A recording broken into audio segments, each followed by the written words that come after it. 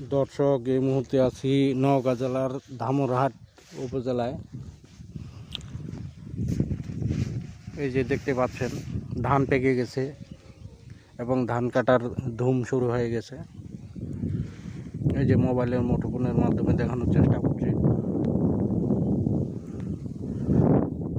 ধান কাটতেছে মানুষজন।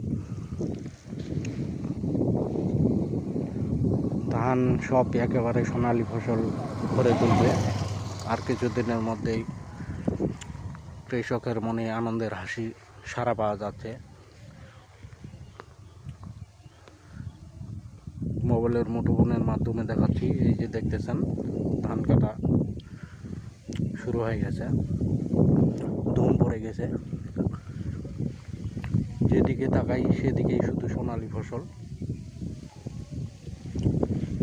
বিস্তীর্ণ মাঠে